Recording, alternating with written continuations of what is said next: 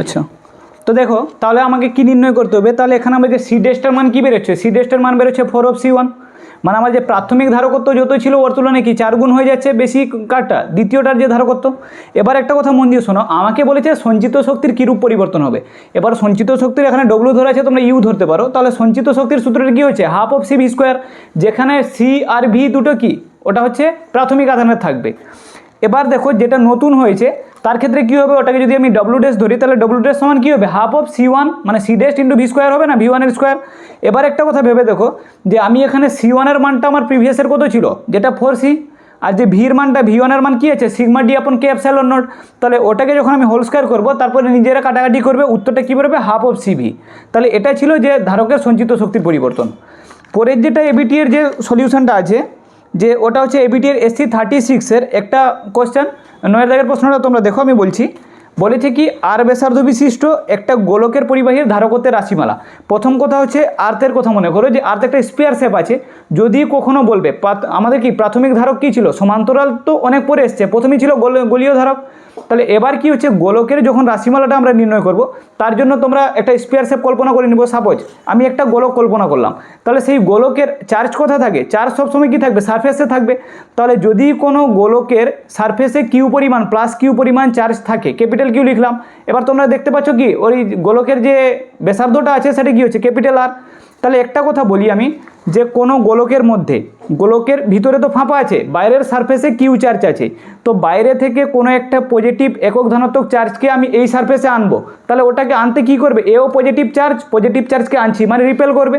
আর যখন সে বিকর্ষণ করবে তার জন্য কি আমাকে এক্সট্রা ফোর্স লাগাতে হবে। যদি কোনো চার্জকে এনে আমি সারফেসে বসাতে আমাকে এক্সট্রা চার্জ লাগে, ওটাকে আমি কি বলবো পোটেনশিয়াল। আর পোটেনশিয়ালের সূত্র কি হচ্ছে V equal to K Q upon R. এবার আমি ধারকত্বের যে সূত্রটা বসাই, ধারকত্বের সূত্র তোমরা দেখতে পাচ্ছ সি ইকুয়াল টু কি কিউ বাই ভি। এবার কি হচ্ছে কিউ এর জায়গায় কিউ বসালাম, ভি এর জায়গায় কে কিউ আপন আর বসিয়ে দিলাম, Q R Q cancel out হয়ে গেল, আর উপরে উঠে গেলে কী হবে আর আপন কে। এবার কে একটা কি, কে হচ্ছে পরাবৈতিক ধ্রুবক হতে পারে, আর হয়তো বা কি সমানুপাতিক ধ্রুবক। এবার কে এর মানটা কী হবে 1/4πε0। এবার যদি 4πε0 উপরে চলে যায়, তাহলে আমার যে গোলকের ধারকত্ব কি রাশিমালাটা কী হলো সি ইকুয়াল টু কে 4πε0 আর। এটা কি হচ্ছে গোলকের রাশিমালা। এবার একটা কথা আমি তোমাদের বলে দিই, গোলকের একটা 1 মার্কের শর্ট প্রশ্ন থাকে। এবার পৃথিবীর এখানে বলেছে যে ওই পার্টের মধ্যে দিয়ে দিয়েছে যে পৃথিবী একটা গোলক, আর পৃথিবীর ব্যাসার্ধ হচ্ছে 6400 কিলোমিটার। আমাকে নির্ণয় করতে কি হবে পৃথিবীর ধারকত্ব। এবার আমি তোমাদের একটা কথা বলি, যদি ব্যাসার্ধটা আর এর মান 6400 কিলোমিটার আছে, একে আমি প্রথম মিটারই নিয়ে যাব, তাহলে এটা কী হবে 6400 × 10³ মিটার। এবার হচ্ছে গোলক, পৃথিবী একটা গোলক, গোলকের ধারকত্বের সূত্র কি সি ইকুয়াল টু 4πε0 আর। এবার একটা কথা আমি বলে দিই 1/4πε0 এর মান কি হচ্ছে 9 × 10⁹। এবার শুধু 4πε0 এর মান কি হয়ে যাবে উল্টে যাবে, তাহলে এটা কি হবে 1/9 × 10⁹ ইন্টু আর এর মান কত আছে 6400 × 10³ যখন আমি এটাকে কাটাকাটি করব এবং ধারকত্বের একক কি ফ্যারাডেতে আসবে, তাহলে 7.11 × 10⁻⁴ ফ্যারাডে। তোমাদের ক্যালকুলেটর ইউজ আছে, তোমরা ক্যালকুলেটর করে নিবে। কি বললাম বুঝতে পেরেছো? এবার দেখো পরে যে আমার এবিটিএতে যে প্রশ্নটা দিয়েছে এটা একটু কঠিন প্রশ্ন, কিন্তু এটাকে তোমাদের বুঝতে হবে। আমি তোমাদের সেটটা বলে দিচ্ছি, ঠিক আছে। এবিটি হচ্ছে SC 50। এখানে প্রথম প্রশ্ন দেখো, এটা তো এর আগেও করিয়েছি যে তড়িৎ ফ্লাক্স কাকে বলে, ওটা ঠিক আছে। তড়িৎ ফ্লাক্স কাকে বলে, এটা একটা সারফেস আছে, এই সারফেসের মধ্য দিয়ে যতগুলো ইলেকট্রিক ফিল্ড যাবে ওটাকে আমরা বলবো ফ্লাক্স। যদি এর বাইরে দিয়ে কোনো কিছু পালিয়ে যায় তাহলে ওর ফাইয়ের মান বসবে না। সাপোজ এখানে দুটো ইলেকট্রিক ফিল্ড আছে, ইলেকট্রিক ফিল্ড লাইন এই দিক দিয়ে গেল, একটা ভেদ করে গেল আর একটা বাইরে দিয়ে গেল, তাহলে আমার কি হচ্ছে ফাইয়ের মান কত হবে 1। ফ্লাক্সটা ক্লিয়ার। এবার এখানে অঙ্কটা দিয়েছে, অঙ্কটা প্রচুর কঠিন আছে, কিন্তু তোমাদের একটু বুঝতে হবে। উত্তরটা খুবই ছোট আছে, অঙ্কটা অনেক কঠিন। অঙ্কটা আমি পড়ে শুনিয়ে দিচ্ছি কি বলছে শোনো। প্রথম অঙ্কটা ভালো করে বুঝবে, শুধু টুকার নেশায় টুকে যাবে না, নাহলে পরীক্ষা করতে পারবে না। দেখো মন দিয়ে, বলছে 10 সেমি বাহু বিশিষ্ট একটা বর্গক্ষেত্রের কেন্দ্র থেকে 5 সেমি উপরে আমাকে 10 মাইক্রোকুলম্ব একটা আধান আছে। প্রশ্নটা আরেকবার বলছি, কি বলেছে, এটা একটা বর্গক্ষেত্র আছে, এই বর্গক্ষেত্র কেন্দ্র থেকে 5 সেমি দূরে এখানে 10 মাইক্রোকুলম্ব রাখা আছে আধান। তারপরে বলেছে ওই বর্গক্ষেত্রের মধ্য দিয়ে, এই যে বর্গক্ষেত্রটার মধ্য দিয়ে ফ্লাক্সের মানটা নির্ণয় করো। তাহলে আমি তোমাদের একটা কথা প্রথম বলে দিই, যখনই তোমাদের বলো ফ্লাক্সের কথা তোমরা মনে করবে গাউস বাবুর কথা। গাউস কি বলেছিল যে বদ্ধতল কল্পনা করতে হবে, প্রথম কথা হচ্ছে এটা। আর আমি যদি এটা বর্গাকার পাত বলি তাহলে এখানে কি হবে, এখানে এটা তো ফ্লাক্সের মধ্যে দিয়ে যাবে না, কারণ গাউসের সূত্র বলছে যে কোনো ফ্লাক্স কখন হবে, ফ্লাক্স নির্ণয় করার জন্য সূত্র হচ্ছে কিউ ইনসাইড আপন এপসাইলন নট। কিন্তু গাউস বলে যে ওটাকে বর্গক্ষেত্রটাকে কি করো প্রথম ক্লোজ করে নাও, এবার আমি তোমাদের একটা কথা বলি, এইটা ছিল একটা পাথ, তাহলে এটাকে যদি আমি ক্লোজ করতে চাই তাহলে আমাকে ঘনক করতে হবে, আর ঘনকের কটা তল আছে 6টা, তাহলে আমাকে এরকম কটা পাথ লাগবে 6টা। প্রথম হচ্ছে ছবিটা তোমরা দেখে নিচ্ছ, কি বললাম, এটা একটা বর্গক্ষেত্র আছে, এটাকে আমি গাউসীয় তল কল্পনা করব। গাউসীয় তল যদি কল্পনা না করি ফ্লাক্স নির্ণয় করতে পারবো না, তাহলে বর্গক্ষেত্রকে আমি যখন গাউসীয় তল কল্পনা করব তাহলে চারদিক দিয়ে কভার করব। চারদিক মানে কি, 6টা তল আছে, 6 দিক দিয়ে কভার করব, তখন আমার যে চার্জটা আছে ভিতরে থেকে যাবে। কি বললাম বুঝতে পেরেছো তো? এবার আমি তোমাদের বলি শোনো, 6টি পাথ যেমন নিলাম ওই পাথটাকে ডিভাইড করে দিব। তাহলে যখন আমার এটা ক্লোজ হয়ে গেল তাহলে আমার ফ্লাক্সের মান কী হবে, কিউ ইনসাইড আপন এপসাইলন নট। এবার আমি তোমাদের একটা কথা বলি যে ফাই ডেস্টের মান কি হচ্ছে, একটা পাতের জন্য কি হবে, ফাই টোটাল আপন 6, কারণ 6টা পাত মিলে তো টোটাল হচ্ছে কিউ ইনসাইড আপন 6, কিউ ইনসাইড আপন এপসাইলন নট। এবার আমি তোমাদের একটা কথা বলি, কিউ এর মান অলরেডি দিয়ে দিয়েছে কত, 10 মাইক্রোকুলম। মাইক্রোকুলমকে কুলম্বে নিয়ে গেলে কি করতে হবে, 10 × 10⁻⁻6। তাহলে এখানে আমার কি কিউ টোটালের মান কি হচ্ছে, 10 × 10⁻⁻6 ডিভাইডেড বাই এপসাইলন নট। এবার তাহলে একটা পাতের মধ্য দিয়ে কত ফ্লাক্স যাবে, তাহলে ফাই কি হবে, ফাই টোটাল আপন 6, 6টা পাত আছে আমার নিয়েছি যেমন 6টাকে ভাগ করে দিলাম, তাহলে এখানে ফাই টোটালের মান কত বেরোলো, কিউ আপন এপসাইলন নট যেটা আছে যে 10 × 10⁻⁻6 divided by epsilon naught into 6। এবার আমাকে এপসাইলন নটের মান বসাবো কি, যে 10 × 10⁻⁻6 ডিভাইডেড বাই, তোমরা মার্ক দেখতে পাচ্ছ 6 × 8.854 × 10⁻12, এটা তো এপসাইলন নটের মান, মানে শূন্য মাধ্যমে তড়িৎ ভেদ্যতা যেটা আছে। এবার এটাকে ডিভাইড ক্যালকুলেটারে করবে, উত্তর বেরোবে 1.88 × 10⁵ newton metre square per coulomb. এটা হচ্ছে কার একক, ফ্লাক্সের একক। এবার ফ্লাক্সের যে একক আছে তোমাদের নির্ণয় করতে একক আর মাত্রা অলরেডি করিয়ে দিয়েছি, তাহলে এর এককটা কি হচ্ছে newton metre square per coulomb. Okay, তাহলে এটা ছিল তোমাদের কি SC 50-র কত দাগের প্রশ্ন, এটা 18 দাগের প্রশ্ন। ইম্পর্টেন্ট প্রশ্ন, কঠিন প্রশ্ন, কিছু করতে হবে না, জাস্ট তোমরা বলো যে এইটা একটা পাত আছে, এখান থেকে আমাকে এত উপরে একটা আধান রাখা আছে, তাহলে আমাদের ফ্লাক্স নির্ণয় করতে হলে এই বর্গক্ষেত্রের মধ্য দিয়ে কতগুলো ফ্লাক্স অতিক্রান্ত হচ্ছে তার জন্য আমাকে বর্গক্ষেত্রটা ক্লোজ করতে হবে। এবার এইটা একটা পাতটাকে ক্লোজ করার জন্য তো আমাকে 6টা তল কল্পনা করতে হবে, তবে তো ক্লিয়ার হবে। কি বললাম বুঝতে পেরেছো? নাহলে তো হবেই না। এর সাথে একটা অঙ্ক দিয়েছে তড়িৎ বিভব থেকে, যদিও তড়িৎ বিভব থেকে এবছর সমবিভব তলটা ইম্পর্টেন্ট, তবুও আমি তোমাদের বলে দিই তড়িৎ বিভব থেকে একটা অঙ্ক করে নিলে কিন্তু হয়ে যাবে, ডেরিভেটিভের একটা অঙ্ক। ওখানে আমি জাস্ট অঙ্কটা পড়ে শুনিয়ে দিচ্ছি, তারপরে এখানে ছোট করে উত্তরটা দেখিয়ে দিচ্ছি। তোমরা একটা কথা ভেবে দেখো, সে বলছে কোনো অঞ্চলে তড়িৎ বিভবকে ভি বলেছে, তারপরে বললো এক্স দূরত্বে, ওখানে আমাকে নির্ণয় করতে হবে যে 2 মাইক্রোকুলম আধান আছে, ওই আধানের উপর কতটা বল থাকবে, এটাই টোটাল কথা। আমি তোমাদের একটা কথা বলে দিই, জাস্ট তোমরা মন দিয়ে শোনো। এখানে ভির মান দিয়েছে 4x² + 5, আমাকে নির্ণয় করতে হবে ফোর্সটাকে, এইটা তো টোটাল কথা। তাহলে এই যে ভিটাকে আছে এটাকে আমি এক্সের ফর্মে আনবো কীভাবে, ডেরিভেটিভ করে। তাহলে ডেরিভেটিভের সূত্র হচ্ছে কি, E = -dv/dx, dv/dx বলতে পারে না, ডেরিভেটিভকে ওকে বলা হয় অমনি, যাদের ম্যাথ আছে বোঝে ওরা যে dv/dx। এবার দেখো আমি তোমাদের একটা কথা বলি, তাহলে -ddx অফ, এখানে ভির মানটা বসিয়ে দিব 4x² + 5। এবার এটাকে যখন আমরা ডেরিভেটিভ করছি তখন কি হবে, 4x² কি হয়ে যাবে 4 দুনে, মানে না বুঝতে পারলে উপরে 2 নিচে 4-এর সাথে গুণ করে দিবে, আর কনস্ট্যান্টের তো ডেরিভেটিভ হয় না, 0 হয়। এবার আমি তোমাদের একটা কথা বলেছি, যদি স্পিড হয়ে যাচ্ছে তোমরা ওটাকে একটু স্লো করে দিবে সময়ের উপরে, ওকে, নাহলে এতগুলো সলভ করানো যাবে না কোনো মতে। এবার তোমরা একটা কথা আমি তোমাদের বলে দিই, ইর মানটা কত বেরোলো, -8x, অলরেডি তোমাকে x এর মান কত দিয়েছে 0.5, তাহলে ইর জায়গায় ই যেটা -8x আছে, x এর জায়গায় 0.5 বসিয়ে দিব, তাহলে আমার উত্তর কত বেরোচ্ছে -4। এবার আমাকে ফোর্সটা কি বলেছে, ফোর্স = কি, কিউ × E। এবার এখানে কিউ এর মান আমার আগে কত অলরেডি দিয়েছে 2 মাইক্রোকুলম, মাইক্রোকুলমকে কুলম্বে নিয়ে যাব, তাহলে 2 × 10⁻⁻6, আর এখানে ইর মান কত বলছে -4। এবার বলে রেখো কি নিউটন, তাহলে এটাকে ক্যান্সেল আউট হলে কি হবে, -8 × 10⁻⁻6 নিউটন, এটা হচ্ছে ফোর্স। কোশ্চেনটা বুঝতে পেরেছো তো? কোশ্চেন বুঝতে পারলে অঙ্ক সহজ, কিছু বলেনি, বলছে একটা ভিড় একটা রাশিমালা দিয়েছে, রাশিমালা যখনই ভিড় দিবে তড়িৎ বিভব অধ্যায় থেকে দিবে, তুমি ইলেকট্রিক ফিল্ডের জন্য ওই ডেরিভেটিভের সূত্র বসাবে, E = -dv/dx। ওকে, এবার দেখো তোমরা তারপরে কি করবে, ওটাকে ডেরিভেটিভ করবে, এক্স এর মান অলরেডি দিয়ে দিয়েছে, তারপরে ইর মান বের করে ওখানে কিউ এফ এর মান বেরিয়ে যাবে। কিউ তো অলরেডি তোমার 2 মাইক্রোকুলম দেওয়া আছে, ক্লিয়ার? এককগুলো মনে রাখবে। এবার হচ্ছে একটা ইম্পর্টেন্ট আর একটা কঠিন প্রশ্ন, যেটা ধারক। আমি একটা কথা বলে দিই তোমাদের বারবার, যে ধারক থেকে যে অঙ্ক আসে না বাবু, ধারক থেকে হচ্ছে একটু রাশিমালা টাইপের অঙ্ক আসে।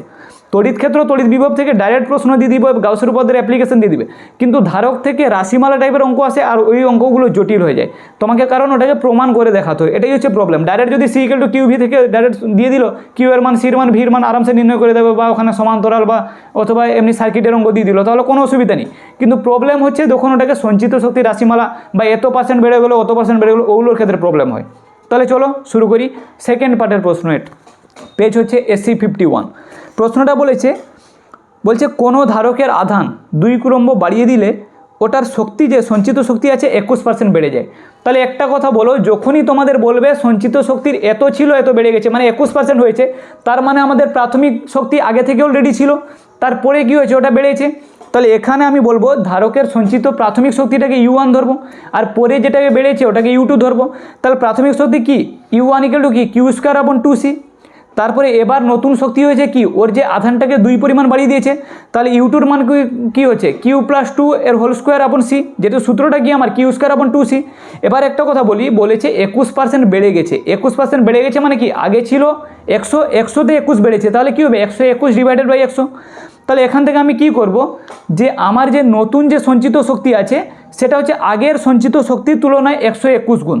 তাহলে U2 সমান কী হবে, প্রাথমিক ছিল U1 × 121/100। এবার U2-র মানটা আর U1-এর মানটা পুট করে দিই। তাহলে U2-র মান কী হচ্ছে Q+2 এর হোল স্কোয়ার/2C, আর U1-এর মান কী হচ্ছে Q²/2C × 121/100। 2C নিচে ক্যান্সেল আউট করে দিলাম। সমাধান করার জন্য QC-কেও নিচে নিয়ে চলে এলাম Q-কে। তাহলে এটা কী হবে Q+2 / Q এর হোল স্কোয়ার = 121/100। এবার একটা কথা বলো, স্কোয়ারকে যখন উড়াবো তাহলে ওটাকে রুট করতে হবে। তাহলে 121-এর রুট কত হয় 11, আর 100-র কত হবে 10।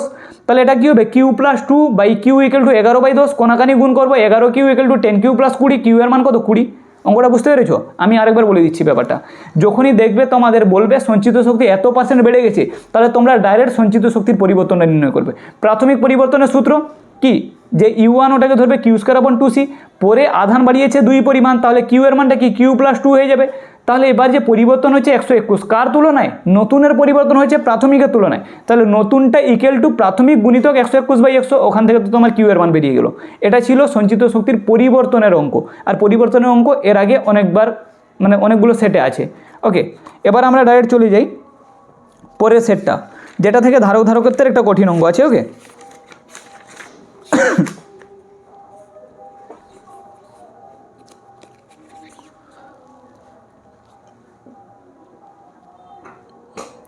আচ্ছা, এখানে যে প্রশ্নটা আছে 9-এর দাগে তোমরা দেখতে পাচ্ছ, যেটা ABTA SC 61-এ ধারকত্বের অঙ্ক। তাহলে আমি তোমাদের এখানে বলে দিই যে SC 61-এ প্রথম বলেছে সমান্তরাল পাত ধারকের ধারকত্ব। সেটা তো আমরা অলরেডি করেছি কি, C = K∈A/D। এটা তো আর ডবল করে করাতে হবে না, অলরেডি একবার স্ক্রিনশট নিয়ে নিলে ওটাকে বারবার টোকা যায়, নাহলে আমি আবার ওইগুলো ডবল বলতে থাকবো। প্রশ্ন বারবার রিপিট হচ্ছে কোথায়, ABTA টেস্ট পেপারে। ওকে, আর আমাদের বোর্ডের প্রশ্ন ওই প্রিভিয়াস 10 ইয়ারের প্রশ্নকে 50% ওখান থেকেই টুকে দিবে, নতুন প্রশ্ন করবে না। এটাই হচ্ছে নর্মাল কথা, মনে রাখো। এবার আমি একটা কথা বলি, এখানে একটা কঠিন অঙ্ক আছে, কিন্তু অঙ্কটাকে বুঝতে হবে। বুঝতে পেরেছো তো? অঙ্কটা আমি পড়ে শোনাচ্ছি, তোমরা মন দিয়ে দেখো। তো এখানে আমি তোমাদের বলছি, একটা বায়ুপূর্ণ সমান্তরাল পাত ধারকের ধারকত্ব হচ্ছে 9 মাইক্রোফ্যারাড। প্রশ্নটা বুঝবে কি বলছে, বায়ু শূন্য সমান্তরাল পাত ধারকের ধারকত্ব দিয়ে দিয়েছে কি 9 মাইক্রোফ্যারাড। তারপরে বলেছে পাত দুটির মধ্যবর্তী ডিস্টেন্স হচ্ছে D। এখন পাত দুটির অন্তর্বর্তী অঞ্চলে দুটি ভিন্ন পরাবৈদ্যুতিক মাধ্যম দ্বারা ভর্তি করা হলো।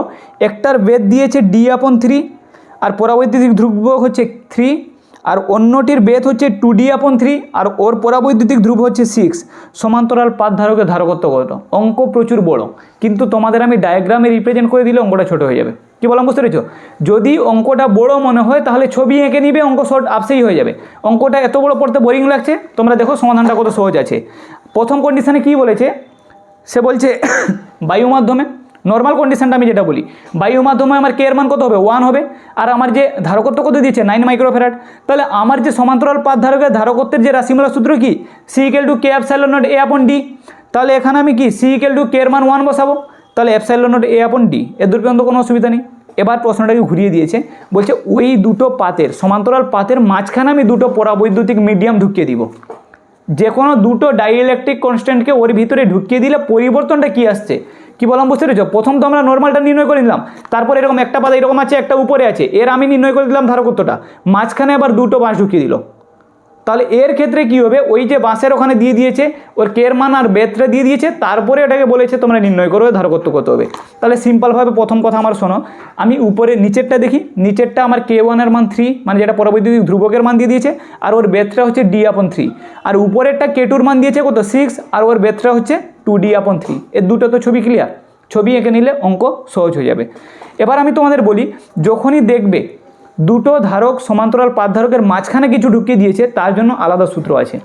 নর্মাল যদি দুটো সমান্তরাল পাত ধারক আছে ওর জন্য ধারকত্ব নির্ণয়ের সূত্র তো কে এপসাইলন নট এ আপন ডি। এবার কে এর মান তুমি যা ছেড়খানি করবে ওখানে করতে থাকবে, কিন্তু মাঝখানে যদি কিছু ঢুকিয়ে দেয় তার জন্য সূত্র আলাদা আছে।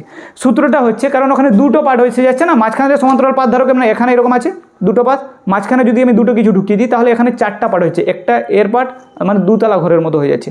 তাহলে এখানে তুমি কি করবে দেখো, তাহলে এর যে সূত্র হচ্ছে সি ডেস্ট ইকুয়াল টু কি, প্রথমটা সি ধরলাম বলে এটাকে সি ডেস্ট ধরলাম, তুমি চাইলে সি বড় হাতের ছোট হাতের মাঝারি হাতের যা ধরতে পারো কোনো প্রবলেম নেই, সূত্রটা যেন সেম থাকে। এবার দেখো সূত্রটা কি হচ্ছে, epsilon naught A divided by or বেদ বাই ওর কনস্ট্যান্ট মানে ডি আপন কে, মানে ডি আপন কে ওয়ান প্লাস ডি আপন কে টু, তো এটাই তো নর্মাল সূত্র epsilon naught A divided by D one by K one plus D two by K two. এবার দেখো D ওয়ানের মান ওখানে ডি থ্রি আর কে ওয়ানের মান 3 আর ডি টুর মান ওখানে কি 2d আপন 3 আর ওর কে টুর মান কত 6। এবার দেখো এটাকে যখন আমি উপর নিচে কাটাকাটি করলাম আমার বেরোলো epsilon naught A divided by D by 9 plus D by 9। এবার দুটো 9 আছে মানে ওটাকে আমি ক্যান্সেল আউট করে উপরে উঠিয়ে দিতে পারি, তাহলে কী হবে 9 epsilon naught A divided by 2d। এর দূর পর্যন্ত কোনো অসুবিধা নেই, এইগুলো তো যে লসাগুগুলো নিজেকে করতে হতো। এবার দেখো তোমরা আমাকে বলেছে যে এবার বলো তোমরা ওর ধারকত্ব কত হবে, তাহলে আমি এখান থেকে একটা নতুন জিনিস শিখতে পারলাম যে আমার epsilon naught A by D এটা ছিল আমার নর্মাল পাতের ক্ষেত্রে, তাহলে এটাকে আমি এপসাইলন নট এ বাই ডির বদলে আমি সি বসিয়ে দিতে পারি। তার মানে যে নতুন ধারক যেটা হয়েছে ওর ধারকত্ব কত 9/2 ইন্টু সি। এবার সির মান তো অলরেডি বইতে দিয়ে দিয়েছে 9 মাইক্রোফ্যারাড, অঙ্ক এসছে আবার লাইনে, তাহলে ওখানে কী হচ্ছে 9/2 ইন্টু 9, 81কে 2 দিয়ে ভাগ করলে কত হবে 40.5 মাইক্রোফ্যারাড। এটা হচ্ছে কি এর উত্তরটা, কি বললাম বুঝেছো? অঙ্কটা কিছু নেই, জাস্ট এরকম একটা প্রথম তোমাকে সমান্তরাল পাত ধার দিয়েছে ওর ধারকত্বের মান দিয়ে দিয়েছে, ওটা তুমি ধারকত্বের রাশিমালা থেকে বের করে নিলে, তারপরে মাঝখানে দুটো কিছু ঢুকিয়ে দিয়েছে, ওখান থেকে তুমি ওই যে ভিতরে ঢুকানো দুটো আছে ওর জন্য একটা নতুন সূত্র আছে, সূত্রটা অলরেডি তোমরা জানো মিশ্র সমবায়ের ক্ষেত্রে ও সূত্র ছিল এরকম, যদি কোনো টি বেদের কিছু ঢুকিয়ে দেয় তাহলে তার সূত্রটা কী হবে, সূত্রটা বসালাম, ওর দেখলাম যে প্রাথমিকের তুলনায় কত গুণ আছে দিয়ে ওখান তো আমি কার মান বসিয়ে দিলাম সির মান। কি বললাম বুঝেছো? এটা ছিল একটা ইম্পর্টেন্ট আর কঠিন প্রশ্ন, এই প্রশ্নটা বইতে বড় আর জটিল করে দেওয়া আছে, সমাধান একদমই পাবে না, সুন্দরভাবে তোমাদের টুকে দিয়েছি। এই অঙ্কগুলোর জন্য কিছু বেশি লিখতে হয় না, তোমরা স্ক্রিনশট করবে, তারপরে এই যে এপসাইলন নট কি এ কি ডি কি ওগুলো সাইডে ব্র্যাকেটে লিখে দিলেই হয়ে গেল, বেশি লেখার দরকার নেই। ওকে চলো এরপরে যে প্রশ্নটা আছে এটা হচ্ছে তোমাদের এসসি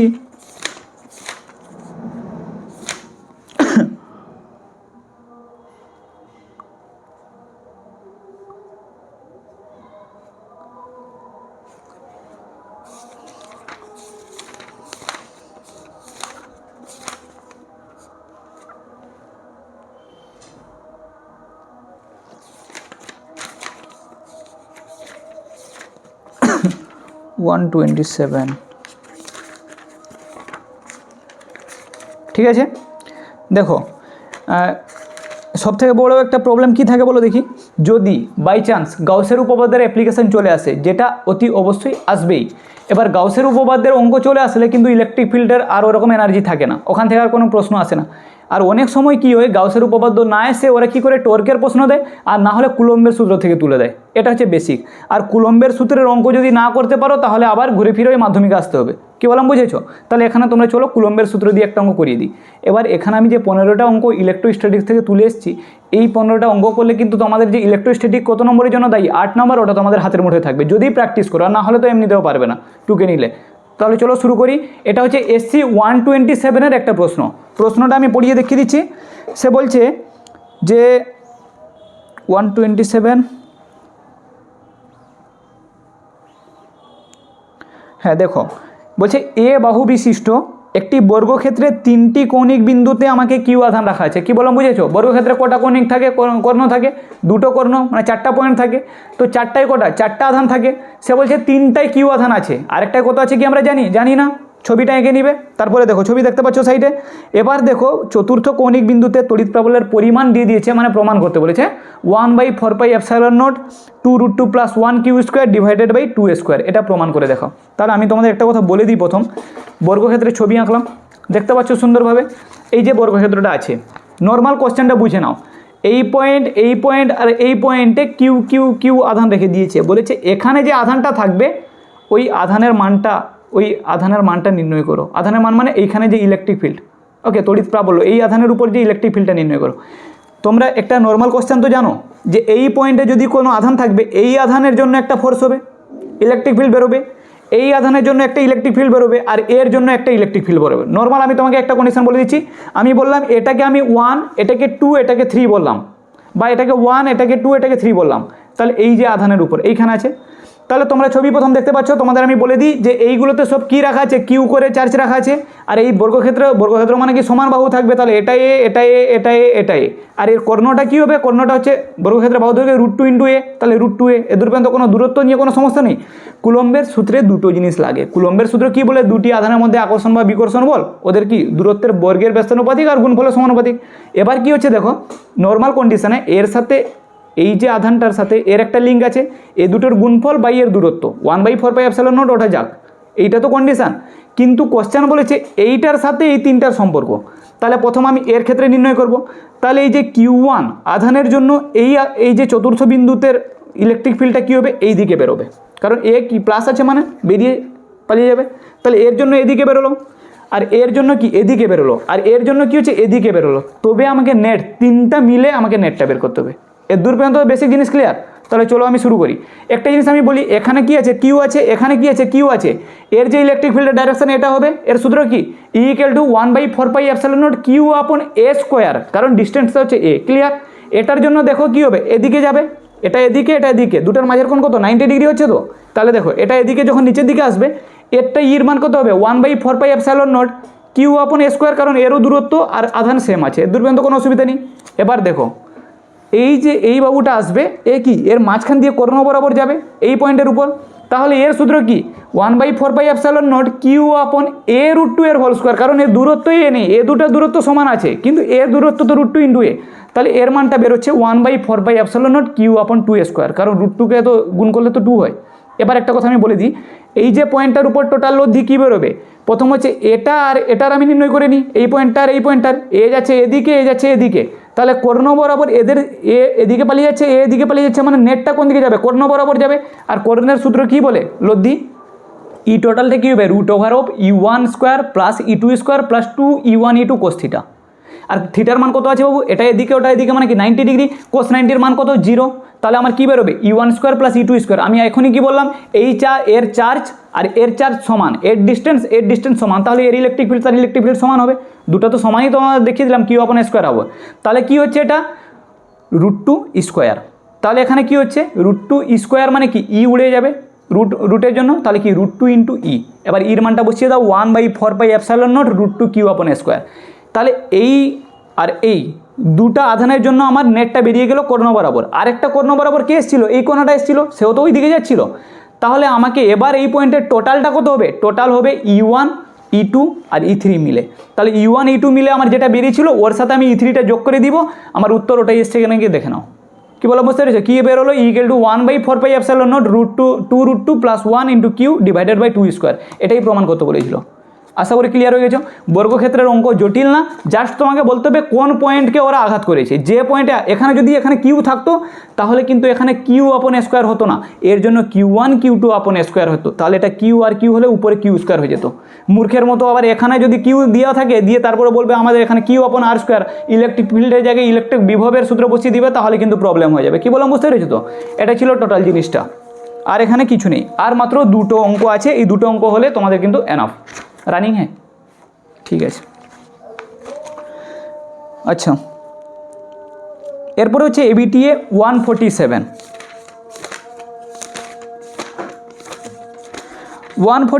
জন্য এই অঙ্কটা কিন্তু আমি এর আগেও করেছি ধারক ধারকত্বের, তবুও ভেবেছিলাম যে ওটা আর করাবো না, কারণ আমি ধারক ধারকত্বের ছোট আর বড় যে গোলক আছে ওটা নিয়ে অঙ্ক কিন্তু ইম্পর্টেন্ট। আমাদের বোর্ড ওয়েস্ট বেঙ্গল বোর্ড তো এইরকমই করে, ওরা কি বলবে যে এটা হচ্ছে একটা ছোট গোলক, এর ধারকত্ব অমুক, এই গোলকের তুলনায় এই গোলক হচ্ছে 27 গুণ বেশি, 64 গুণ বেশি, এর ধারকত্ব নির্ণয় করো, এইরকম করে একটা বেসিক প্রশ্ন তৈরি করে দেয়। এরকম না এটা যেই অ্যাডভান্স না যে এমন ফিজিক্সের এমন প্রশ্ন দিবে যে সবাই উড়ে পালিয়ে যাবে।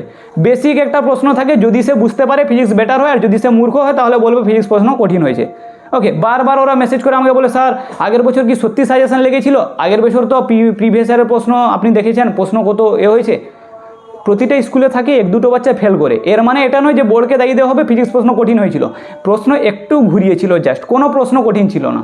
বলবে, তখন তারপর বলবে যে স্যার সলভ করতে মাস্টারেরও ঘাম ছেড়ে গেছে। তাহলে মাস্টারও ওই রকম আছে আর স্টুডেন্টও ওই রকম আছে। যদি তোমাকে বোর্ডের প্রশ্ন কঠিন লেগে থাকে তাহলে তুমি একবার ঘুরে ফিরে আসো যে তোমার আইসিএসসি বোর্ড বা আলাদা বোর্ডের তুলনায় সিবিএসসি থেকে ওয়েস্ট বেঙ্গল বোর্ড অনেক অ্যাডভান্স আছে আর ভালো প্রশ্ন করে ওরা। ওকে, ভেবে শুনে প্রশ্ন করে প্রিভিয়াস ইয়ারে টুকে দেয়, এটা হচ্ছে ওদের একটা দুর্বলতা, আর কিছু না। এবার আমি তোমাদের একটা কথা বলি, শোনো। প্রশ্ন নম্বর 13তে যেটা বলেছে সেটা আমার হচ্ছে SC 147-এ আছে। এখানে কি বলছে যে 3 mm ব্যাসার্ধের একটা আধান আছে, 27টা জলবিন্দু মিলে একটা বড় ফোঁটা তৈরি করেছে তলমাত্রিক ঘনত্ব নির্ণয় করতে। এই তলমাত্রিকের কথা বলেছিল বলে আমি অঙ্কটা দিয়েছি, না হলে আমি এটাকে ওইখানে ধারকের জায়গায় ফেলে দিতাম। তাহলে সে কি বলেছে দেখো, ছোট একটা গোলক আছে, ওই গোলকের ব্যাসার্ধ 2 mm, ছোট হাতের আর ধরি, ওই আর এর মান কত 3 mm বলেছে। তাহলে ওর আয়তন কী হবে, গোলকের আয়তন কী হবে 4/3πr³। সে বলেছে এইরকম 27টা গোলক মিলে একটা বড় গোলক হয় আর দুজনের আয়তন সমান, এটাই তো বাচ্চার প্রশ্ন। তাহলে 27টা ছোট গোলকের আয়তন যা হবে একটা বড় গোলকের আয়তন তা হবে। তো বড় গোলকের ব্যাসার্ধকে ভাই আর ধরে নাও, তাহলে কী হচ্ছে 4/3π বড় হাতের r³ সমান কী হবে 27 গুণিতক 4/3π ছোট হাতের r³। কারণ একটা বড় হাতের আর এর মান হচ্ছে 27টা ছোট হাতের আর এর সমান, এটাই তো বেসিক কোশ্চেন। তাহলে আর এর মান কত বেরোচ্ছে 4/3π কেটে গেল, 27কে ওখান দিয়ে গুণ করে দিলে আমার আর এর মান বেরোচ্ছে 3 × স্মলার। বড় হাতের যে ব্যাসার্ধটা আছে, বড় গোলকের ব্যাসার্ধ হচ্ছে ছোট গোলকের তুলনায় 3 গুণ, যদিও ওর চার্জ 27 গুণ বেশি ছিল। এবার তলমাত্রিক ঘনত্ব, ছোটটার তলমাত্রিক, আমরা জানি তলমাত্রিক ঘনত্ব কি সিগমা। তলমাত্রিক ঘনত্ব মানে কি জানো তো, যে একক আয়তনে কতটা চার্জ আছে, একক এরিয়ার মধ্যে কতটা আধান আছে। তাহলে এইটা একটা টোটাল পয়েন্ট আছে, এর এইখানে কতটা আধান আছে সিগমা, ওই সিগমা হচ্ছে কি Q/A। তাহলে ছোটটার জন্য σ1, বড়টার জন্য σ2। তো σ1 কি হচ্ছে Q/A, এ মানে গোলক, গোলকের ক্ষেত্রফল কি 4π ছোট হাতের r² বড়ের জন্য কি হচ্ছে Q/A। তাহলে কিউ এর মান কত আছে, বড়োর আধান আছে 27Q, ছোটোর তুলনায় 27 গুণ বেশি বড় আধান আছে, তো 27টা মিলে তো একটা হচ্ছে। তাহলে এর 4π বড় হাতের r²। যখন আমি একে ক্যান্সেল আউট করলাম কি বেরোচ্ছে 3Q/4πr²। এবার আমাকে দুটার অনুপাত করে দাও, σ1 / σ2। এখানে Q/4πr² আর এটা হচ্ছে 3Q/4πr²। 4πr² Q কেটে গেল, তাহলে σ1/σ2 = 1/3। ক্লিয়ার অঙ্কটা? আর জাস্ট দুটো অঙ্ক একটু ধৈর্য দিয়ে দাও, দিয়ে এটা সমাপ্ত হয়ে যাবে। চলো 14, 15, 16, ও বাবা। আচ্ছা, পরে যে প্রশ্নটা আছে ধারক ধারকত্ব, আমি একটা কথা তোমাদের বলে দিই, 8টা নাম্বার পাওয়ার জন্য কেন 15টা অঙ্ক করবে। আমি তো বলছি ইলেকট্রিক ফিল্ড থেকে প্রশ্ন গাউসের উপপাদ্যটা কমন পেয়ে গেলে বাকি তো একটা 3 নাম্বারে করতে হবে, সেটা আসবে যদি তোমার সমতল মানে ওই যে সমবিভব যেটা ইকুইপোটেনশিয়াল সারফেস আছে ওখান থেকে যদি না আসে θ = 9 মানে π/2, তখন তোমাকে ধারকের অঙ্কটা ঘুরিয়ে দিবে। আর ধারকের অঙ্ক বেশি ইম্পর্টেন্ট এই কারণে, কারণ প্রশ্নটা হচ্ছে কঠিন হতে পারে ধারকের, আর ধারকের ABT এর জন্য এইগুলো করলেই না, এগুলো করলে একটা বেসিক আইডিয়া হয়ে যাবে, তারপর তোমরা আরামসে পেরে যাবে। বুঝতে পেরেছি তো? চলো পরে ধারকের একটা প্রশ্ন তোমাদের সলভ করে দিচ্ছি। এখানে যেটা আছে সমান্তরাল পাতধারক দিয়েছে, ধারকত্বের রাশিমালা দেখো বারবার কীভাবে প্রশ্নটা ঘুরিয়ে আসছে দেখতে পাচ্ছ। সমান্তরাল পাতধারকে তো একবার করে দিচ্ছি আর করাচ্ছি না, ওর সাথে যে লিঙ্কে প্রশ্নটা আছে ওকে করিয়ে দিই। বলছে একটি 0.1 মাইক্রোফ্যারাডে আর একটা 0.01 মাইক্রোফ্যারাডে দুটা ধারককে শ্রেণী সমবায়ে যুক্ত করলো। তাহলে যখনই প্রশ্ন বলে দিয়েছে শ্রেণী সমবায়ে, তাহলে শ্রেণী সমবায়ের সূত্র বসিয়ে দিবে। তারপর বলছে 22 ভোল্ট ভোল্টেজ দিল, ধারক দুটিকে এখন সমান্তরাল সমবায়ে যুক্ত করলে সঞ্চিত শক্তির পরিবর্তন, এটাই প্রশ্ন। তাহলে যখনই আমি কি বলেছিলাম সঞ্চিত শক্তির কথাটা আসবে, তাহলে তুমি প্রাথমিক সঞ্চিত শক্তি বের করে নিবে, তারপরে পরবর্তী সঞ্চিত শক্তি বের করবে, দিয়ে দুটার ডিফারেন্স বের করে নিবে। ক্লিয়ার? তাহলে আমরা জানি ধারকের সঞ্চিত শক্তি ½CV²। ক্লিয়ার? এবার বলছে ফার্স্ট কেস বলেছে কি ধারক দুটোকে সিরিজে সমান্তরাল মানে শ্রেণীতে কানেক্ট করবে। শ্রেণীতের জন্য তুল্য ধারকত্ব কী হবে, CS = C1C2 / C1 + C2। এবার C1 C2 এর মান কি 0.1 × 0.001 মানে 0.01 / 0.1 + 0.01 যেটা দিয়েছে। এবার দেখো এর মানটা বেরোলো 9 × 0.9 × 10⁻³ মাইক্রোফ্যারাড। এর দুর্বেন্দ্র কোনো অসুবিধা? আরে ভাই এটা তুল্য রোধ, এর দুর্বেন্দ্র ক্লিয়ার? এবার হচ্ছে এর সঞ্চিত, আমার প্রথমটা সঞ্চিত শক্তি কী হবে E1 ধরবো, ½CSV²। CS এর জায়গায় আমি বসিয়ে দিলাম 9 × 0.9 × 10⁻³ এর, আর ভি এর মান কত দিয়েছে 22 ভোল্ট। এর আমার উত্তর বেরোলো 2.19 মাইক্রোজুল। কার একক? এটা সঞ্চিত শক্তির। এবার আরেকটা কথা বলি, সেকেন্ড কেস বলেছে যদি এটাকে শ্রেণীতে না যুক্ত করলে সমান্তরালে করে দিবে, তাহলে ভাই ধারকত্ব চেঞ্জ হয়ে যাবে। সিপি তখন কী হবে C1 + C2। তাহলে 0.1 + 0.001 মানে 0.11 মাইক্রোফ্যারাডে। এবার এর ক্ষেত্রে সঞ্চিত শক্তি কী হবে U2 = ½CPV²। সিপির জায়গায় 0.11 বসিয়ে দাও, তাহলে এর আমার উত্তর পেয়েছে 26.62 মাইক্রোজুল। এবার আমাকে বলছে সঞ্চিত শক্তির পরিবর্তন কী হবে না, ΔU পরিবর্তনকে ডেল দিয়ে লিখি তাহলে U2 মাইনাস U1, তাহলে 26 থেকে তোমার 2 বার চলে গেলো, এখানে 24.43 থাকলো মাইক্রোজুল। অঙ্ক সহজ, কিছু বলেনি। দুটাকে বলছে প্রথম শ্রেণীতে যোগ করে সঞ্চিত শক্তির পরিবর্তন কত, তারপরে সমান্তরালে যোগ করলে সঞ্চিত শক্তি কত হবে, দুটার ডিফারেন্স। এইসব প্রশ্নগুলো যদি কঠিন লাগে তাহলে আমার আর কিছু করার নেই। ওকে, সলভ করিয়ে দিচ্ছি। এবার দেখো, তোমাদের কাজ হচ্ছে তোমরা তোমাদের বন্ধুবান্ধবকে ইচ্ছা হলে শেয়ার করবে, না ইচ্ছা হলে নিজে চুপ করে রেখে দিবে। কী বললাম বুঝেছো তো? আর আমাকে ফোন করে বা মেসেজ করে বা কমেন্ট করে বলবে না স্যার এটা আপনি ওখানে দেখিয়ে দিয়েছেন, এটা এখানে দেখিয়ে দিয়েছেন, এটা তো আমরা জানতাম, ওটা তো আমরা, তাহলে এইসব জ্ঞানগুলো দিতে আসবে না। জাস্ট চুপচাপ করে দেখে নিজের কাজ করে রেখে দিবে। ওকে, এবার শোনো, যাদের আরেকবার বলে দিই, পিডিএফের কথা এখন পর্যন্ত বলিনি, যারা চাও এইচএসে ভালো রেজাল্ট করতে তাদের জন্য বায়োচাম্প নিয়ে এসছে তোমাদের মোস্ট ইম্পর্টেন্ট প্রশ্নগুলোকে, প্রিভিয়াস ইয়ারের প্রশ্ন প্লাস নতুন নতুন ইম্পর্টেন্ট, যেমন তোমাদের রেডি স্টাডি গো আছে, হ্যাঁ সম্রাটের বইকে গুলি মারো, ওখান থেকে প্রশ্ন লাগবে না। বাকি যে রেডি স্টাডি গো আছে, বাকি যেখানে আলাদা আলাদা রায়মার্টিন যেসব বইগুলো বের করেছে, ওই বইগুলো থেকে তোমরা মোটামুটি ইম্পর্টেন্ট প্রশ্নগুলোকে কালেক্ট করা হয়েছে আর তোমাদের সামনে প্রশ্ন উত্তর রেডি করে তুলে ধরা হয়েছে। কী বললাম বুঝেছো তো? তাহলে এই ছিল বায়োচাম্পের সাজেশান। তোমরা ডেসক্রিপশানে দেওয়া লিঙ্কে যাবে, পুরো সাজেশানটা দেখবে, ভালো হলে তোমরা স্ক্রিনশট করবে। যদি তোমরা পারচেস করতে চাও তাহলে ওখানে যে হোয়াটসঅ্যাপ নাম্বার আছে, হোয়াটসঅ্যাপে মেসেজ করবে, পেমেন্ট করার সাথে সাথে তোমরা পিডিএফটা পেয়ে যাবে। তোমাদের হাতে সময় বেশি নেই, কারণ এই ফেব্রুয়ারির মাঝামাঝি অবধি সাজেশানটা চলবে, তারপরে সাজেশানকে অফ করে দিব, তারপরে তোমরা ওই ইউটিউব থেকেই দেখতে পারবে। কী বললাম বুঝেছো? অনেকে সাজেশান পারচেস করেছে, অনেকে উপকৃত হয়েছে। Physics, chemistry, biology, philosophy, education, nutrition, ENVS সবার সাজেশান অ্যাভেলেবেল আছে। তোমাদের বলছি তোমাদের হাতে সময় কম আছে, তোমরা যদি এত সলভ না করতে পারবে, তোমরা বায়োচাম্পের সাজেশানটা পড়ে যাও, আশা করি পাস করে যাবে। কী বললাম বুঝেছো তো? ভালোই নাম্বার পেয়ে যাবে, কিন্তু তোমাদের কি একটু ক্যালকুলেশন স্কিল থাকতে হবে। ওকে, এরকম না যে ফিজিক্সের প্রশ্ন পুরোপুরি ডিটো চলে আসবে। আরে ভাই, যেগুলো আছে থিওরিটিক্যালি তো কমন পেয়ে যাবে, বাকি যে ধারক টারক থেকে অঙ্ক দিলে তখন এসে বলবে স্যার আপনার পিডিএফ থেকে লাগেনি।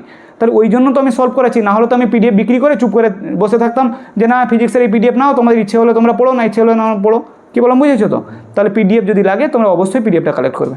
ঠিক আছে, চলো পরের প্রশ্ন একটা করিয়ে দিই, যেটা হচ্ছে ওই একই সেটের প্রশ্ন। এখানে প্রশ্নটা ঘুরিয়ে দিয়েছে আর এখানেও মাঝখানে কোনো একটা পাত ঢুকিয়েছে। তাহলে যখনই মাঝখানে পাত ঢুকবে তখন কী হচ্ছে, সূত্র তোমার চেঞ্জ হবে।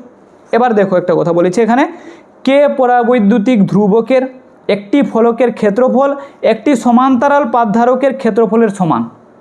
এবার এর বেদ দিয়েছে 3D/4, ডি হচ্ছে কি পাত দুটির ব্যবধান। ফলকটিকে ধারকের পাত দুটির মধ্যে প্রবেশ করালে ধারকত্বের কীরূপ পরিবর্তন হবে, মানে যখন পরিবর্তন বলবে প্রাথমিক ধারকত্ব কত ছিল ওটা নির্ণয় করবে, আর পরবর্তী ধারকত্ব কত হয়েছে ওটা নির্ণয় করবে। মাঝখানে কিছু একটা ঢুকিয়েছে, ওটা নিয়ে একটু খেয়াল আছে। তাহলে এখানে দেখো, আমি এই পার্টটাকে দুটো পার্ট করে দিব।